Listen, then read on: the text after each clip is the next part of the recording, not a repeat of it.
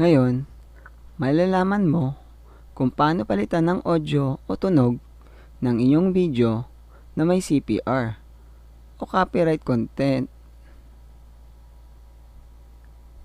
So, kuha tayo ng isang video na may letter C at pindutin ang edit.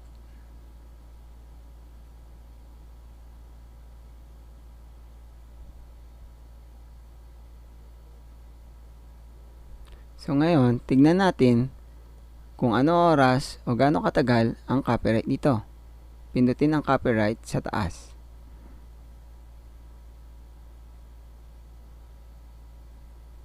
Ayan. Nakasulat 0 seconds to 38 seconds ang na-copyright dito na tunog. So sa taas, pindutin naman natin ngayon ang audio.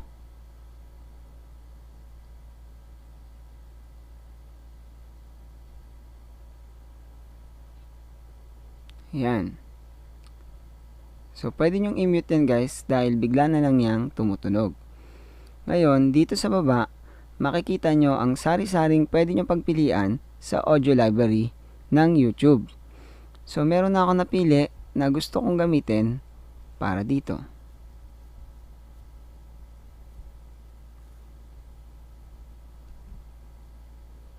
Ayan.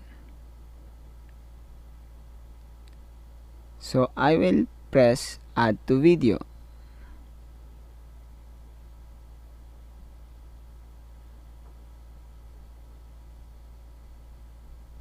So, nakita nyo na siya, di ba?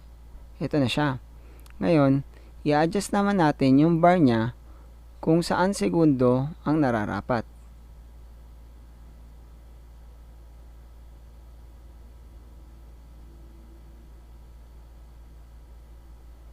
So, 35.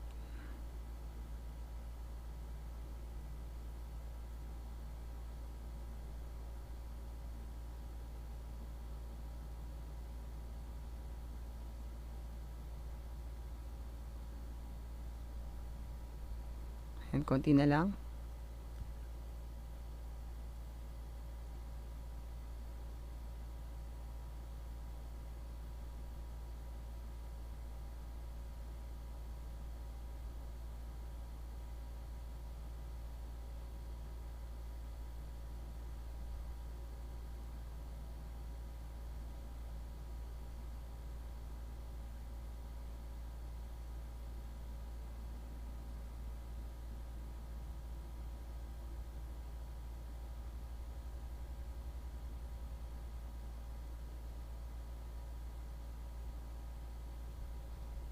Ayan, pasok na sa 38 seconds ang CPR. So, pagkatapos nito, save changes.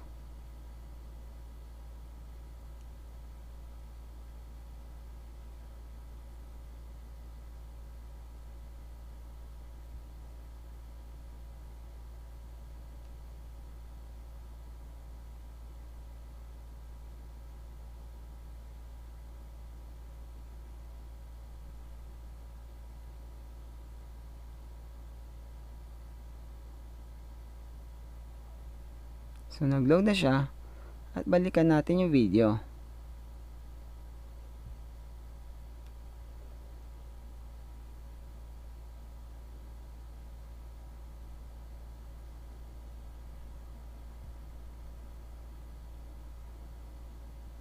Ayan, nakalagay edit in progress.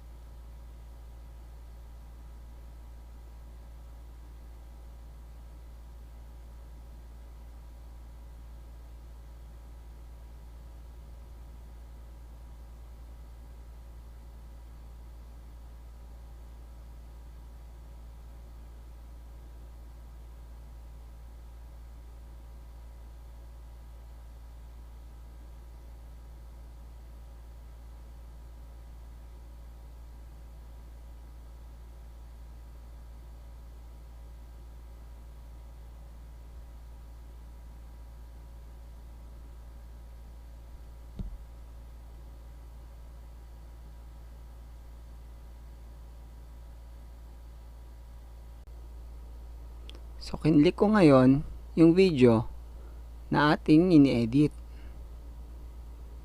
So, save changes. Ayan, nag-save na. So, kung makikita mo sa taas, wala na yung C or yung copyright content. So, try natin mag-back.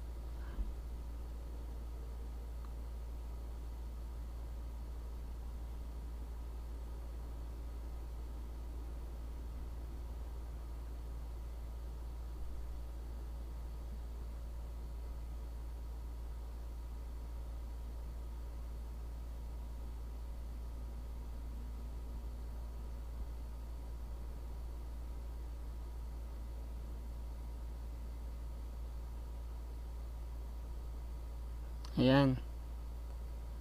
Dito, makikita mo, wala na yung C dito. So, meron na siyang dollar at pati yung globe. So, pwede natin siyang ulit iset para naman sa monetization. So, madali lang yan. Edit.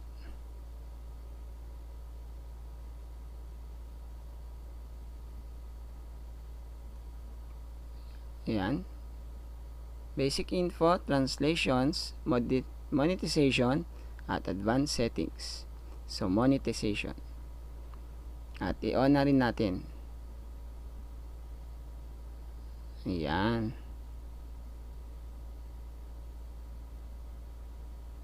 So, save changes.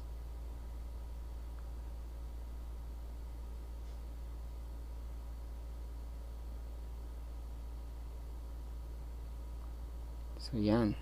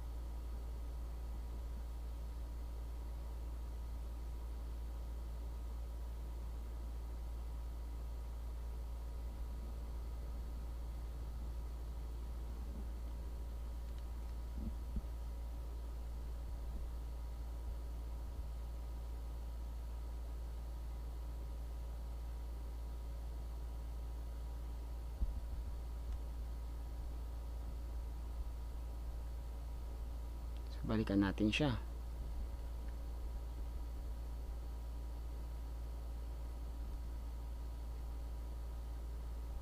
Ayun. So, kulay green na rin siya. Meaning, naka-on na ang kanyang ads.